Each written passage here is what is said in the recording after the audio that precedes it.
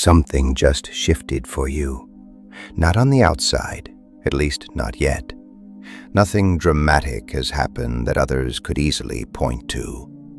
The same environment surrounds you. The same routines continue. And from the outside, everything may appear exactly as it was yesterday. But internally, something has moved. Something that has been building quietly over time has finally reached a kind of threshold. It's the kind of clarity that doesn't arrive with noise or spectacle. It doesn't announce itself like a sudden breakthrough. Instead, it unfolds slowly, almost gently, the way dawn spreads across the horizon. At first, the darkness simply becomes a little less dense. Then, shapes begin to form. And before you realize it, the entire landscape has changed. This message is for the person who has recently been tested. Maybe the test happened in a conversation that pushed your patience further than usual. Maybe it happened through subtle pressure, comments, expectations, or situations that seemed designed, consciously or not, to provoke a reaction from you. Pressure has a way of revealing things. Sometimes people apply that pressure because they want to see where your limits are. Sometimes they do it out of habit because they are used to a certain version of you responding in predictable ways. And sometimes they do it simply because they misread what they were looking at. They expected something from you. They expected a reaction. They expected you to shrink, to defend yourself, to lose your composure, or to reveal something emotional they could use to define the moment. But you didn't. You held. Not because you felt nothing. In fact, you may have felt everything. The tension, the frustration, the unfairness, the urge to respond quickly and forcefully. But somewhere inside that moment, another part of you remained steady. You chose your response. And that choice didn't come from nowhere. It came from experience, from reflection, from the quiet work that happens far away from public view. The kind of work where a person slowly learns to understand their own reactions instead of being controlled by them. The people who tested you likely didn't see that work. They looked at your quietness and assumed it meant absence. They saw your restraint and interpreted it as limitation. They watched your patience and mistook it for passivity. Somewhere in that chain of assumptions, they decided they understood your range. But what they were seeing wasn't you. They were seeing a story they had already written about you, a simplified version that made the world easier for them to predict. Within that story, they believed there was space they could occupy, boundaries they could cross, edges they could push without consequence. They assumed your depth was shallow because you had never needed to prove otherwise. What they didn't realize is that real depth rarely announces itself. It waits. Anyone who has lived through genuine difficulty, the kind that reorganizes you from the inside, the kind that strips away what is unnecessary and leaves only what is real, develops something that cannot be easily seen from the outside on calm days. From a distance, it may look like nothing has changed. You may appear quiet, ordinary, or even unchanged. But beneath that surface, something fundamental has been rebuilt. It becomes visible only when pressure arrives. Pressure has a way of revealing what calm cannot. In ordinary moments, the deeper structures of a person remain hidden. But when tension rises, when expectations tighten, when situations push against the edges of your patience or your emotional capacity, That is when what has been built internally begins to show itself. And when it does, the distance between what someone expected and what they actually encounter can be surprising. Sometimes even to you, because real growth works differently than people often assume. Resilience is commonly understood as the ability to endure difficulty and eventually return to where you were before. It is the capacity to withstand pressure and recover your balance. That alone is valuable. But growth is something else entirely. Growth means that the difficulty was not just survived, it was transformed. The experience was processed, reflected on, and slowly integrated into your understanding of yourself and the world. Over time, the pain, confusion, and uncertainty that once felt overwhelming begin to change form. They are converted into insight, patience, emotional clarity, and new capacities that did not exist before. People who move through that kind of process often change in ways that are subtle but profound. They develop a greater tolerance for uncertainty.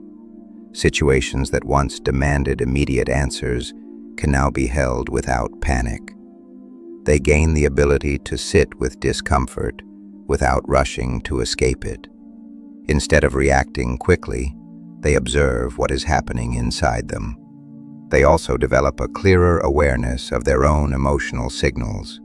Feelings that once seemed confusing or overwhelming begin to make sense. Emotions become information rather than something to suppress or discharge. Most importantly, they develop a different relationship with pressure.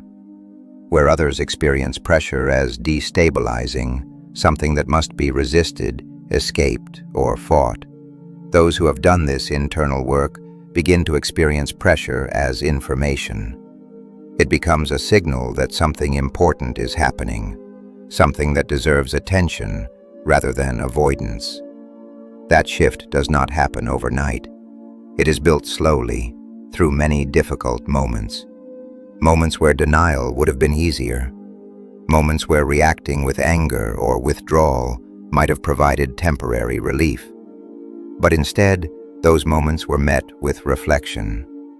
You know that work. You did it privately, in the quiet hours when no one else was watching. In moments when reacting would have been easier, but honesty with yourself mattered more. You did it in conversations where you were expected to respond in a predictable way, but something inside you chose a different response, one that aligned more closely with what you were beginning to understand about yourself. Every one of those moments added something. Piece by piece, they built a reserve that the people around you could not see, a form of strength that had no obvious markers from the outside. And when the test finally arrived, that reserve became visible, not as a title or a label, and not as something dramatic, but as something real, an interior structure that held under pressure. And in doing so, you revealed something that the pattern had no way to measure. A person who rebuilt their internal structure intentionally, piece by piece. There is often a moment during these tests when the other person realizes that something is different. You might notice it in a pause, a shift in tone, a change in the energy of the interaction. It's the moment when they recognize that what they assumed was the ceiling was only the surface. What they thought were your limits weren't limits at all. The map they were using to understand you was drawn for a different version of you. That moment is not about power. It is about clarity. The real shape of you becomes visible, and that visibility can feel strange, because the calm you feel inside may not match the seriousness of what is happening outside. That calm is not accidental. It marks the distance between who you used to be in those situations and who you are now. That distance was not given to you. It was built, slowly, privately, through some of the hardest seasons of your life. There is also something larger happening here. The patterns you encountered, those relational dynamics, emotional habits, and inherited ways of responding did not begin with you. They were passed down through families, environments, and generations of people who were themselves trying to cope with pressures they never learned how to process. Patterns like this tend to continue forward unless someone interrupts them. You became that interruption. You chose to process something instead of simply passing it along. And that kind of work rarely receives recognition. No ceremony marks it. No audience applauds it. The people who tested you may never understand what actually happened in that moment, because what they saw was only the surface response. They did not see the years of reflection that made that response possible. The moments when you chose to feel instead of numbing, to examine instead of repeating, to be honest with yourself even when no one else was watching.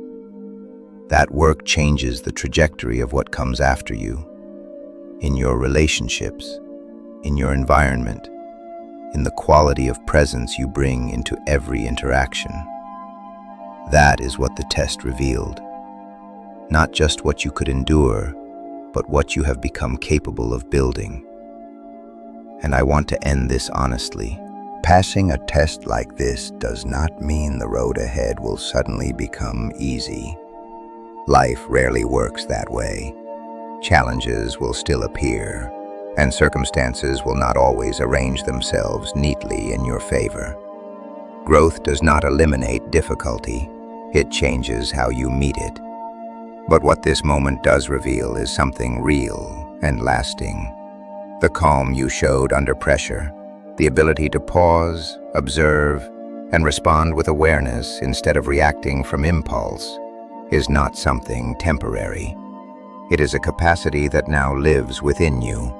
It has been built through repeated moments of reflection, patience, and conscious choice. Every time you chose understanding over anger, clarity over confusion, or restraint over reaction, you strengthened a new internal pathway. Those pathways have slowly reshaped the way you experience the world. You are no longer the same person who first encountered the patterns that once unsettled you. The distance between who you were then and who you are now is real. And that distance did not appear overnight. It was built through difficult decisions, through courage when fear was easier, through patience when frustration felt stronger, and through honesty when avoidance would have been simpler. The test did not expose weakness. It revealed you. A person shaped by hard seasons, strengthened by reflection, and grounded in awareness that cannot easily be shaken.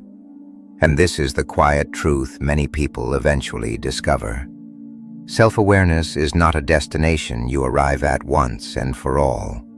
It is a practice, one that deepens every time you choose to remain present, honest, and awake to your own growth.